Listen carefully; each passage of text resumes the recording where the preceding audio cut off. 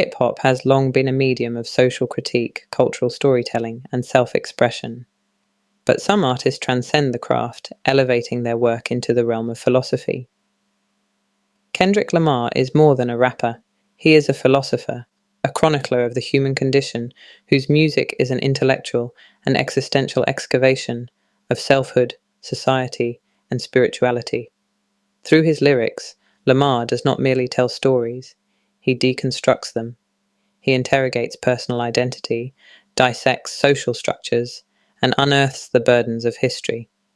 From the raw confessions in You to the moral dilemmas of how much a dollar cost, from the existential reckoning in Fear to the metaphysical introspection of Reincarnated, Lamar's work functions as a living, breathing, philosophical text, woven with the themes of phenomenology, existentialism, the absurd, and transcendence. His music is not only heard, it is experienced, felt, an immersive dialectic between art and thought, sound and meaning. He forces us, his listeners, to not only witness, but to engage, to confront our own reflections within his narratives and question our assumptions about the self, society, and morality. Many artists articulate their realities, but Lamar interrogates his. He does not settle for simple truths. He dissects, dismantles, and reconstructs meaning.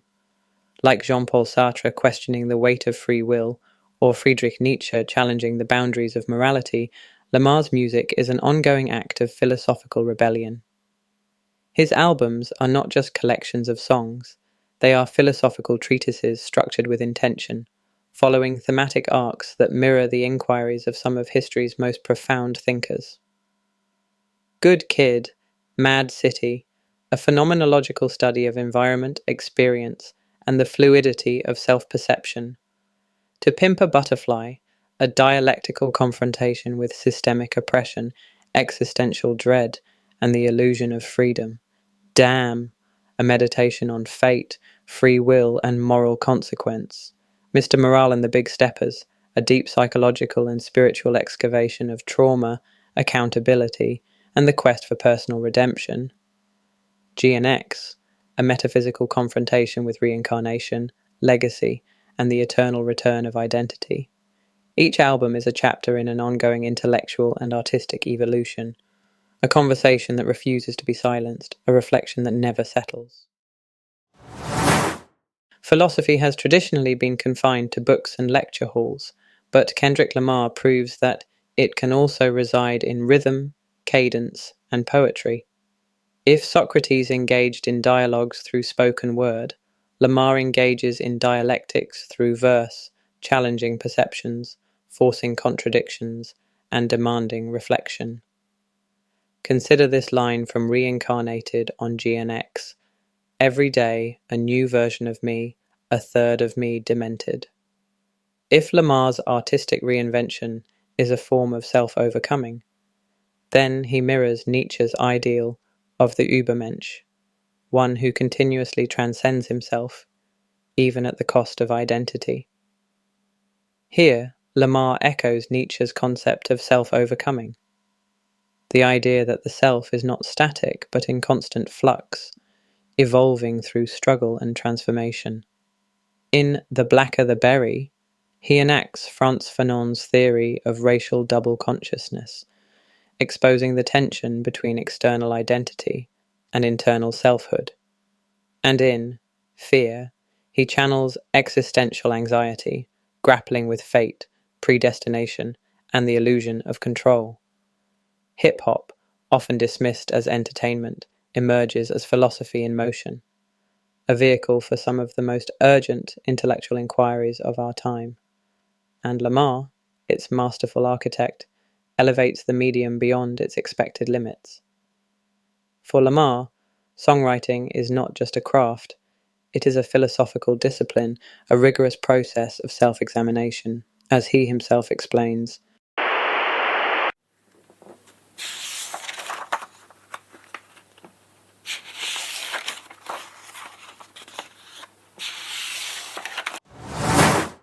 Much like Sartre's belief that existential freedom is found in the act of creation, Kendrick Lamar sees writing as a process of struggle and refinement, a perpetual confrontation with his own limitations. His albums, like philosophical texts, are layered with paradox, ambiguity, and conflicting perspectives. In his own words, he constructs narratives. When I think about concepts and I think about what I actually believe and what I feel, I just go to a breakdown as if I'm reading a book, and how I want people to hear this from a book sequence. This method of self-interrogation and layered storytelling aligns with the traditions of existential thinkers who sought to capture human complexity rather than simplify it. This video essay embarks on a deep, immersive journey into Kendrick Lamar's philosophical world, analyzing how his music engages with four fundamental philosophical traditions. Phenomenology, how Lamar's work captures the immediacy of experience, memory, and identity. Existentialism, how he confronts the burden of free will, responsibility, and mortality. The absurd, how he navigates the chaos of systemic oppression and personal struggle. Transcendence, how he seeks liberation, spiritual reckoning, and legacy. Each segment will deconstruct his albums and lyrics, framing them within broader philosophical traditions, while grounding them in the cultural and social realities that shape his art. Perhaps the essence of Kendrick Lamar's work is that of an eternal student, questioning, unraveling, confronting, and reconstructing meaning. His music does not provide answers. It offers questions that refuse complacency. This is the journey we are about to undertake, a journey through sound and thought, through struggle and transcendence, through philosophy and rhythm. What does it mean to truly experience something? Not to analyze, categorize, or explain, but to engage with it in its purest form. This question lies at the heart of phenomenology, a philosophical tradition pioneered by Edmund Husserl, which seeks to apprehend reality before conceptual distortions and theoretical abstractions intervene. Kendrick Lamar's music transcends storytelling. It is an immersive act of perception, sculpting the listener's awareness in real time. His work dissolves the boundary between subject and object, merging narrative and observer into an unfiltered moment of presence. Through sound, cadence, and language, Lamar constructs an artistic space where perception precedes interpretation. His lyrics do not simply recount experience, they enact it, plunging the listener into a direct encounter with history, trauma, and identity. This section examines how Lamar's artistry converges with phenomenology, illustrating how his music intertwines memory and immediacy, self and history, perception and reality. At the core of phenomenology lies reduction, the method of suspending preconceived notions to reveal the fundamental structure of lived experience. Husserl posited that perception is never neutral. It is conditioned by historical, cultural, and social forces. Phenomenology endeavors to strip away these layers, exposing the primordial architecture of consciousness.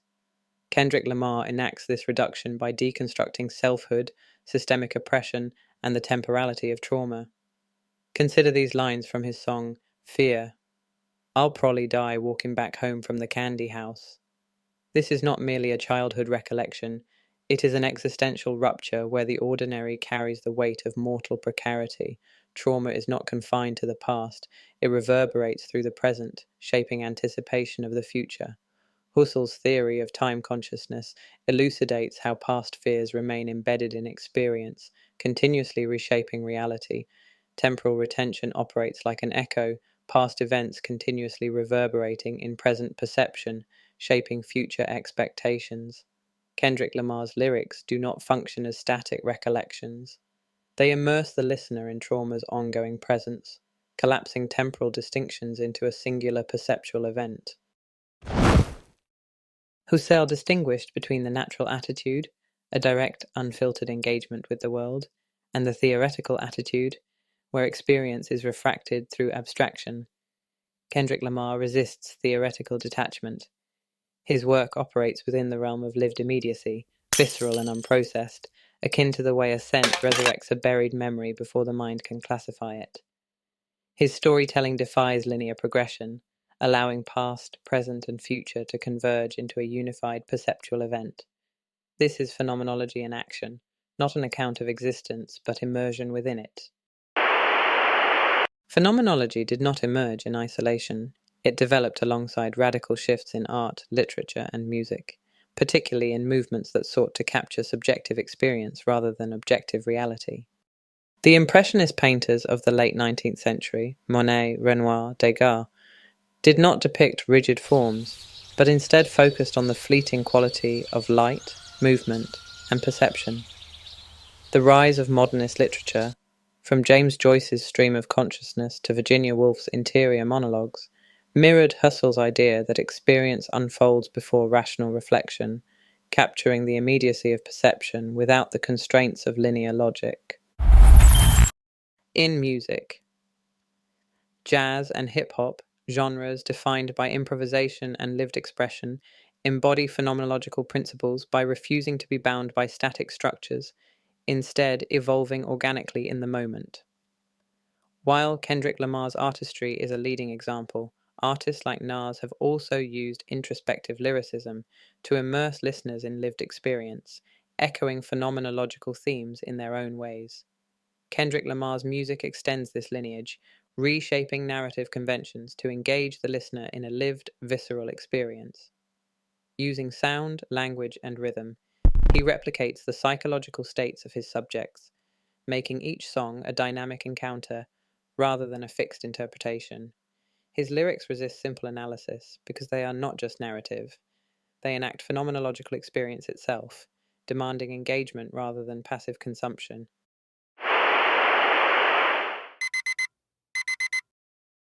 Kendrick Lamar's music resists detachment.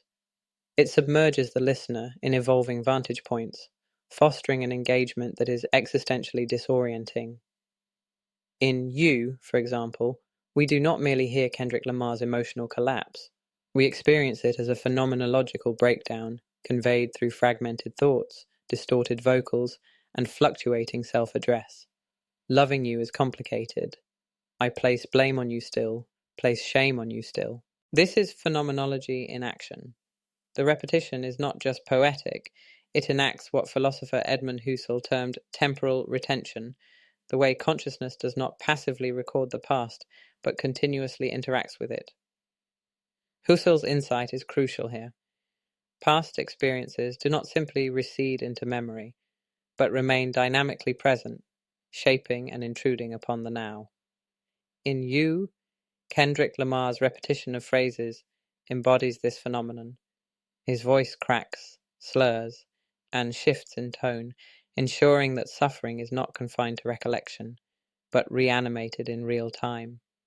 The past does not simply linger, it collapses into the present, dissolving the temporal boundary between memory and lived experience. This collapse of time is reinforced by Kendrick Lamar's oscillation between pronouns, you and I, which enacts intentionality, the fundamental structure through which consciousness directs itself toward experience. Intentionality, in Husserlian terms, describes the way all acts of consciousness are directed towards something. They are never neutral, but always in relation to an object or experience.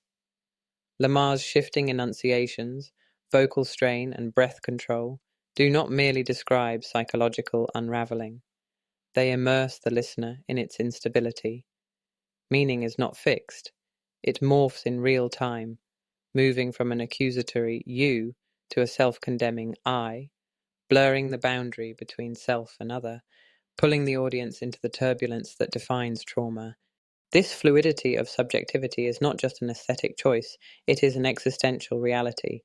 Kendrick Lamar's music does more than represent crisis. It submerges the listener in its immediacy, making the act of listening an experience of confrontation rather than passive reception. His vocal inflections, fragmented cadence, and breathless intensity do not simply carry meaning, they embody it. Here, music is not just a medium of expression, it is an event, a confrontation with consciousness itself.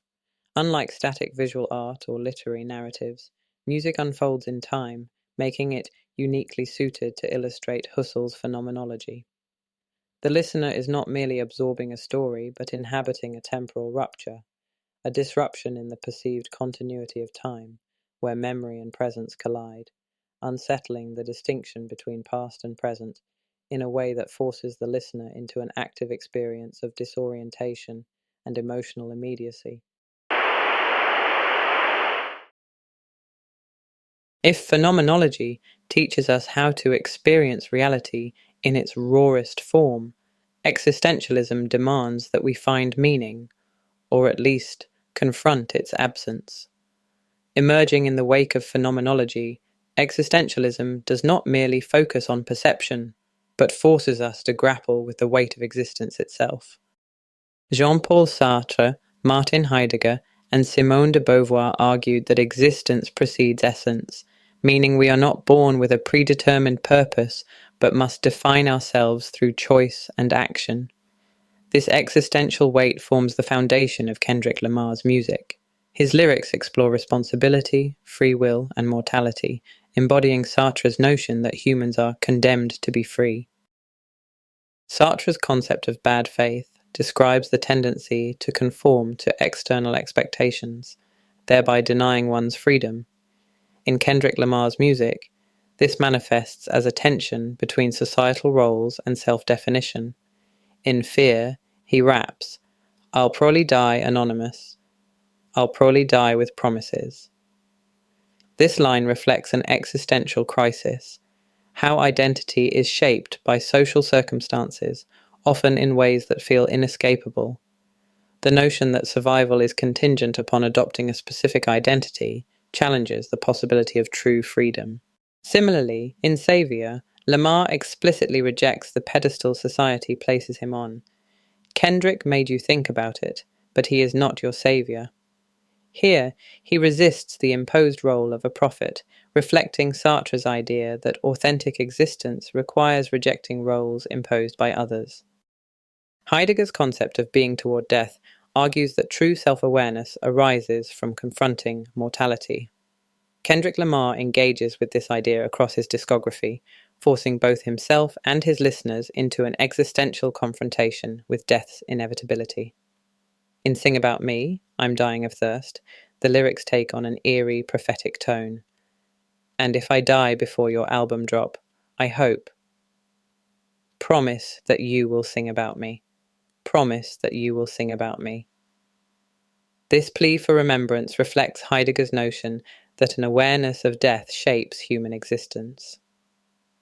The song's structure, where one character is cut off mid-verse, symbolizing their abrupt death, mirrors the unpredictability of life, and reinforces the existential weight of impermanence. In Damn, Kendrick Lamar furthers this existential meditation, questioning fate and divine will. It was always me versus the world, until I found it's me versus me. This echoes Sartre's assertion that individuals bear full responsibility for defining their own existence. There is no external savior, only the self, struggling with its own contradictions. Throughout Kendrick's discography, he engages with Nietzschean themes of self-overcoming. The idea of eternal recurrence, that one must live life as if it will repeat forever, appears implicitly in his constant reinvention and self-examination. In Mortal Man, Kendrick Lamar raps, "When hit the fan, is you still a fan?" This forces a confrontation with legacy, testing loyalty in the face of imperfection. Much like Nietzsche's concept of the Übermensch, Kendrick Lamar's work reflects an ongoing struggle to transcend his past selves and redefine his own meaning. Kendrick Lamar's work does not offer easy resolutions. His lyrics embody existential struggle, rejecting the notion of a fixed identity, a predetermined fate, or a simple answer to suffering. Like Camus's absurd hero, he does not resign himself to meaninglessness. He actively wrestles with it. Through his music, Kendrick Lamar challenges listeners to embrace the existential burden of self-definition.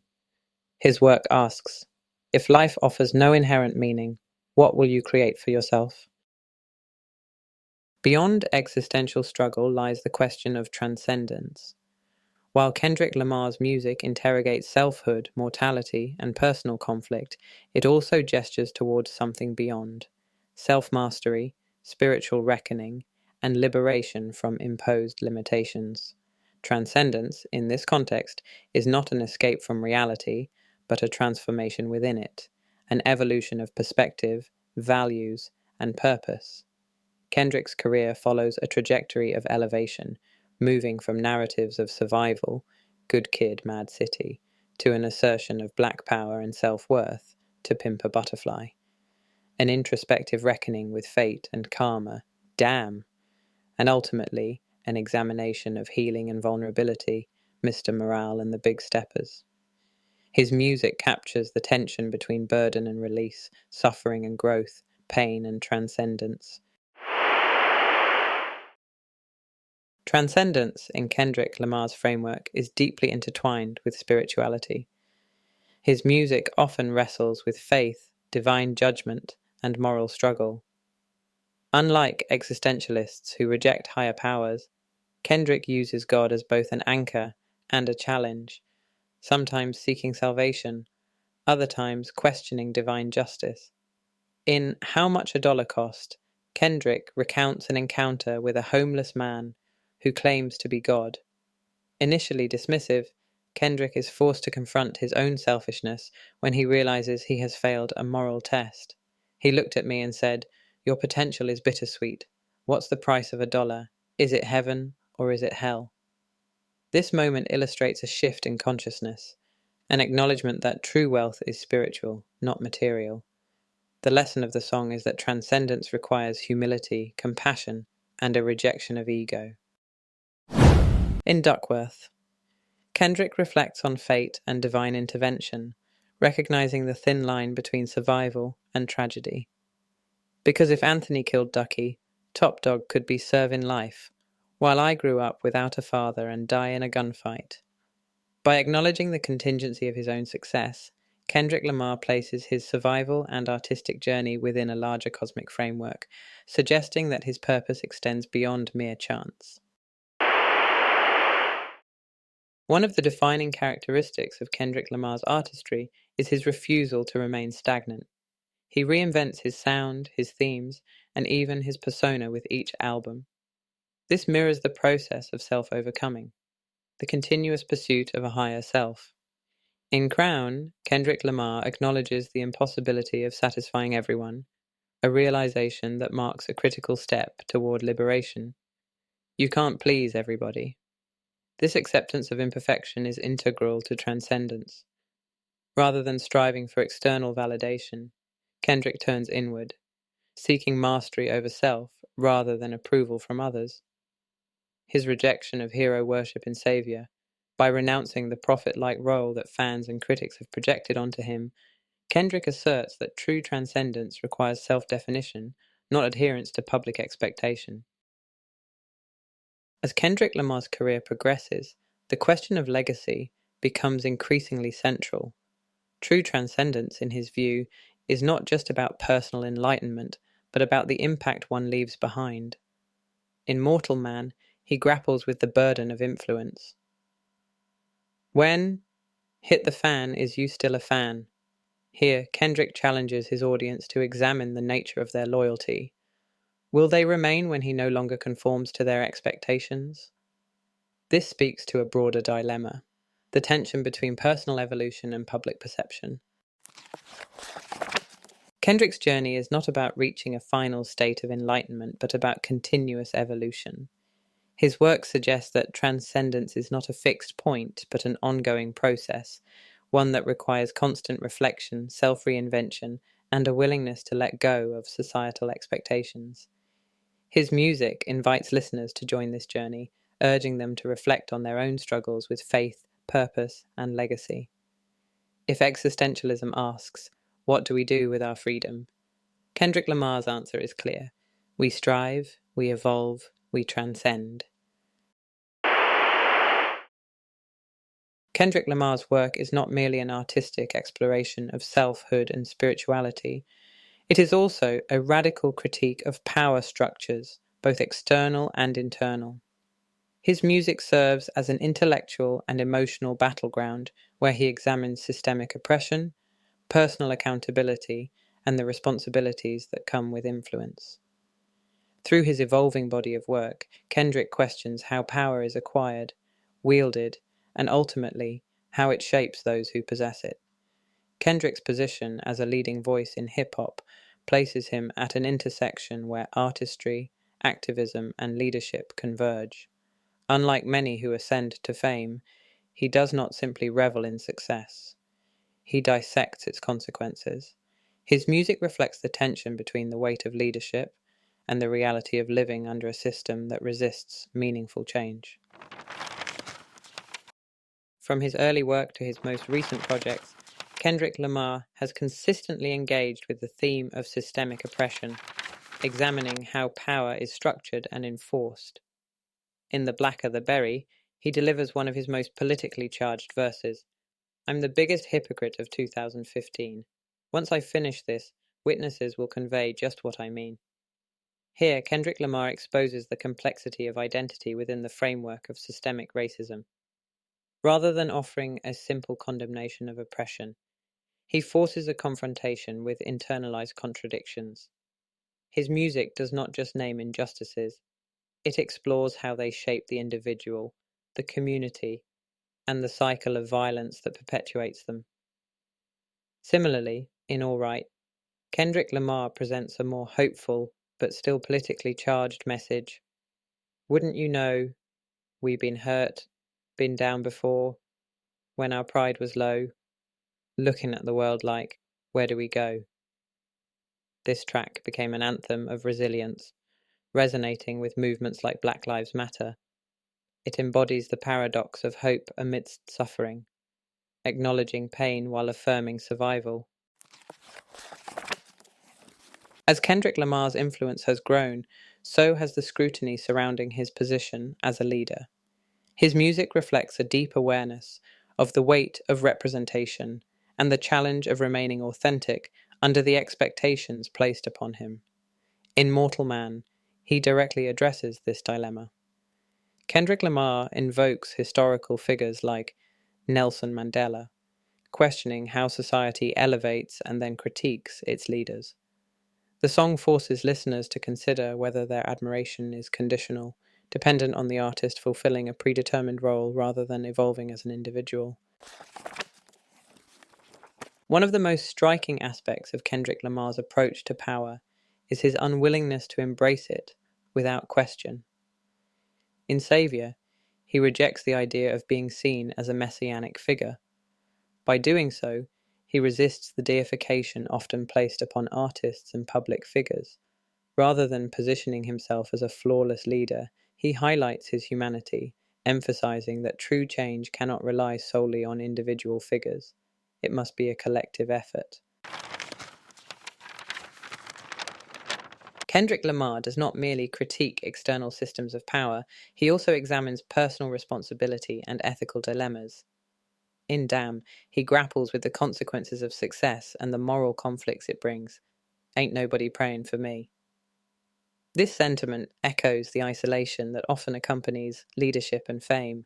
His lyrics suggest that the higher one ascends, the greater the detachment from those who once provided support. In Father Time, Kendrick Lamar shifts focus to personal power, addressing generational trauma, and the ways in which masculinity is shaped by societal expectations. Because if I cried about it, he'd surely tell me not to be weak. By confronting these inherited forms of power, Kendrick Lamar challenges traditional notions of strength and leadership, advocating for emotional intelligence and self-awareness as integral to true empowerment. Kendrick Lamar's engagement with power is neither simplistic nor celebratory. It is a continuous interrogation. His work reveals power as both a tool for change and a burden that comes with its own moral complexities. Whether addressing systemic oppression, personal accountability, or the contradictions of fame, Kendrick Lamar forces his listeners to engage with power critically. Rather than providing definitive answers, he presents a dialogue, one that challenges both himself and his audience to consider the responsibilities that come with influence. Through this lens, Kendrick Lamar's music is not just a reflection of power, it is an invitation to question and redefine it. Throughout his career, Kendrick Lamar has oscillated between hypervisibility and deliberate retreat.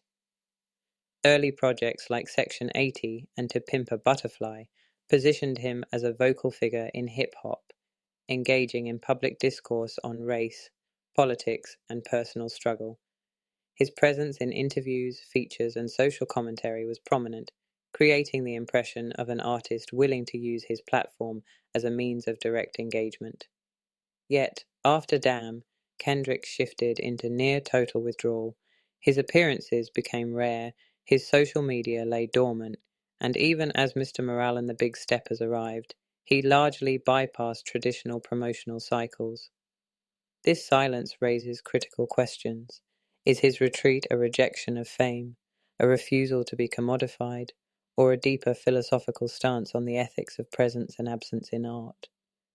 By refusing to maintain a continuous public persona, Kendrick has subverted the expectations placed on artists in the digital age.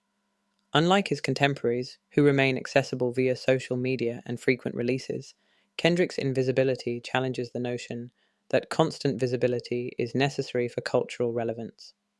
This decision aligns him with a broader intellectual tradition, one in which silence is not a passive act, but a deliberate exercise of power.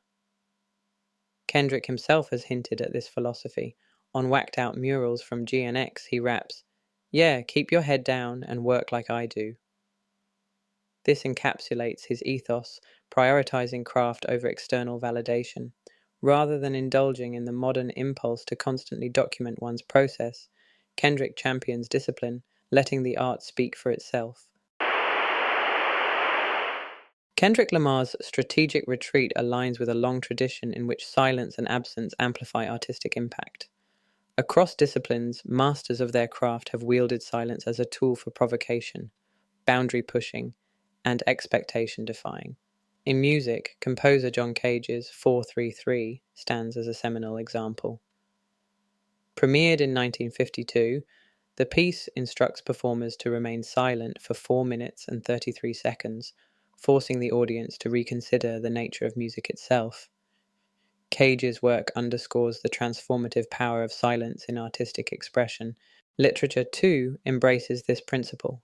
Samuel Beckett's Three Dialogues explores the limitations of expression, asserting that true art arises from acknowledging both the obligation to communicate and the impossibility of full articulation.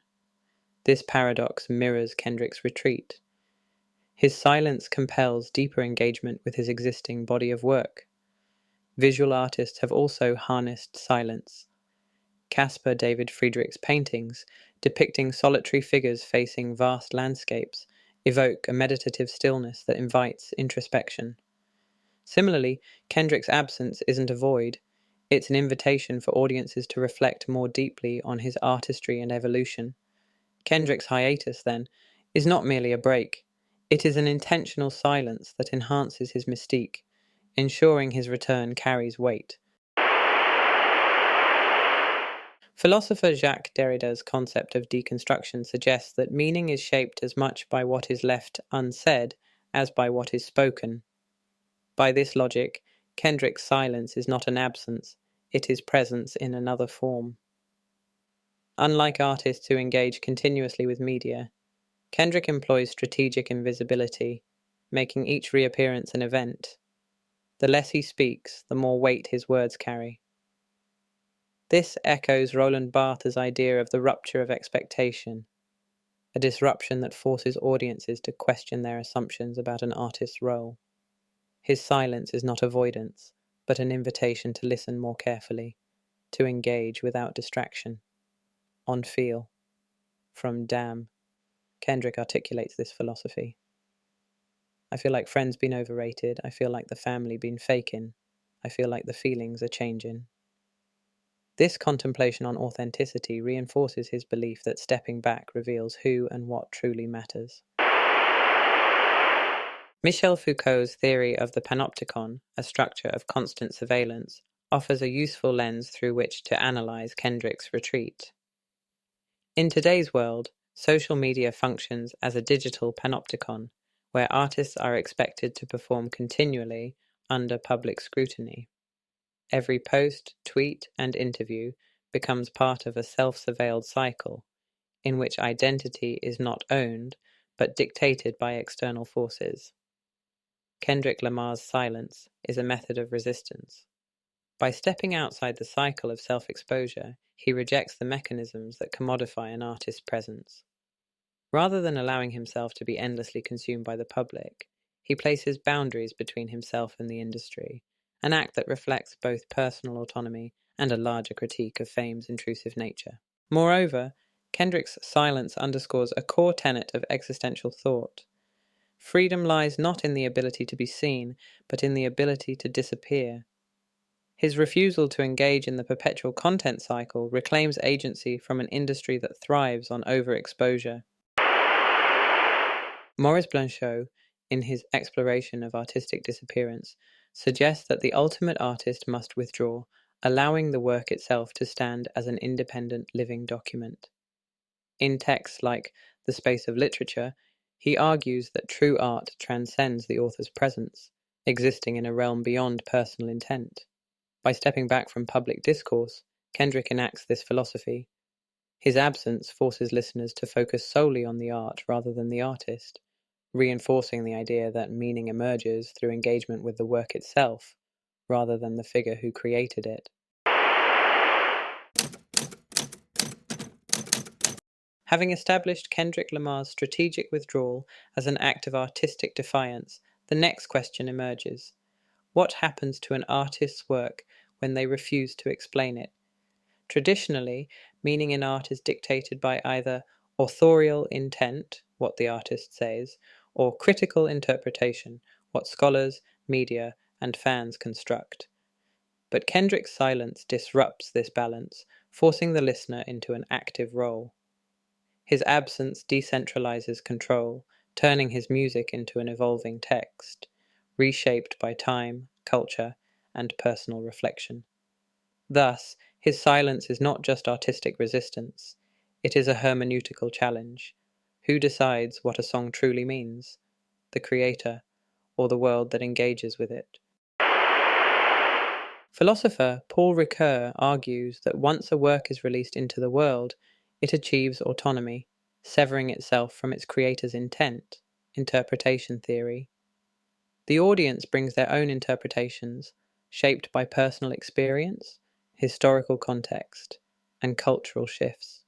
Kendrick Lamar embodies this philosophy by resisting the urge to explain his music, allowing meaning to evolve beyond his original vision. Consider All Right. Upon release, it was a personal anthem of perseverance. Months later, it became a political battle cry during the Black Lives Matter protests. In the future, its meaning will shift again, shaped by the moment in which it is heard. This constant reinvention aligns with Friedrich Nietzsche's concept of eternal return, which suggests that meaning is never fixed. It continuously reshapes itself based on new contexts. Thus spoke Zarathustra. Kendrick's silence ensures that his music does not remain tethered to one historical moment but is perpetually reinterpreted. By refusing to dictate a single correct interpretation, Kendrick makes his music a living text, a body of work that grows, shifts, and remains relevant across generations. His silence is not just a rejection of fame, it is a mechanism that guarantees his art's timelessness. Critic Susan Sontag, in Against Interpretation, warned against overanalyzing art to the point of sterilizing its impact. She argued that great works are meant to be felt, not just explained. Kendrick applies this philosophy through his non-linear storytelling. Good Kid, Mad City unfolds like a fragmented film. Ambiguous narratives. To Pimp a Butterfly embraces surrealism. Layered meanings. Damn can be played in reverse, altering its message. Kendrick's silence ensures that his work remains experiential rather than didactic, compelling listeners to engage with it actively rather than passively. The intellectual tradition of silence is not merely theoretical, it has profound, real-world applications. Psychological research underscores the power of mystique and selective engagement in shaping influence. Robert Cialdini's scarcity principle states that perceived value increases when something is less available. By limiting his public presence, Kendrick heightens anticipation and amplifies impact. Likewise, sociologist Irving Goffman's impression management theory explains how individuals curate their presence to maximize effect. Moreover, studies in psychology reveal that intermittent presence strengthens influence. Figures who employ strategic absence maintain higher perceived credibility and authority over time. How can individuals harness this principle? Master restraint. In an era of oversharing, patience is power. Let your work speak without constant justification, allowing its meaning to evolve in the minds of those who engage with it. Rarity breeds reverence. While flooding the world with content creates momentary visibility, selective, intentional output fosters legacy. The most enduring figures in history, artists, thinkers, revolutionaries, understood the potency of measured appearances. Silence sharpens influence. Withdrawing from noise sharpens clarity, strengthens vision, and preserves artistic integrity. Final thought. Silence has elevated legends before, and it will again. If impact is measured not by presence but by anticipation, then Kendrick Lamar has already rewritten the rules. He doesn't just disappear, he leaves us waiting, listening, questioning. And perhaps that is the point. Kendrick Lamar is not a figure to be defined. He is a question to be engaged. His music does not offer certainty, only the relentless interrogation of existence. Who are we? What shapes us? How do we reconcile the weight of history with the struggle for selfhood? Through phenomenology, he captures the immediacy of experience, the fear, the trauma, the fleeting moments of grace. Through existentialism, he wrestles with free will and fate, presenting himself not as a savior, but as a man navigating the contradictions of identity. Through the absurd, he exposes the chaos of systemic oppression and personal suffering.